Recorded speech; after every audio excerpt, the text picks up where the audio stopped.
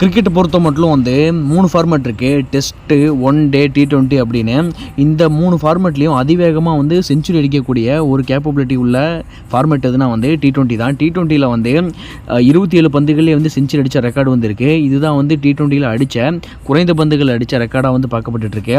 ஆனால் ஒன் டேயில் இது மாதிரி ஒரு சாதனை இருக்கான்னு கேட்டால் டெஃபினட்டாக இருக்குது. ஏன்னா வெஸ்ட் இண்டீஸ்க்கு அகைன்ஸ்டாக ஆடின ஒரு மேட்ச்சில் கிட்டத்தட்ட வெஸ்ட் இண்டீஸ் பவுலர்ஸ்லாம் நாக்கு தள்ளி 50 ஓவரையும் வந்து சீக்கிரமாக வீசி முடிச்சிடணும், 1 ஓவர் 2 ஓவரில் வீசி முடிச்சணும்னு சொல்லி வீசின மாதிரி தான் வந்து பவுல் பண்ணியிருப்பாங்க. அதுக்கு காரணம் வந்து பார்த்திங்கன்னா ஏபிடி வில்லியர்ஸ் தான். உண்மையிலேயே அவர் ஏலியன்னு சொல்கிறோம். களத்தில் வந்து ஒரு ஏலியனே நின்று ஆடின மாதிரி தான் வந்து ஆடிந்திருப்பார். 16 6 9 4ன்னு விளாசி கிட்டத்தட்ட 31 பந்துகளே வந்து சதத்தை வந்து அடிச்சிருப்பார். அவர் மட்டும் ஒரு பாலை வந்து தெளிவாக அவுட்டாகாமல் ஆடிந்தார் அப்படின்னா அதிவேக 1.5 சதமும் அடிச்சிருப்பார். 150 ரன்களையும் வந்து கடந்திருப்பார். அந்த ஒரு சான்ஸையும் மிஸ் பண்ணிட்டார். இந்த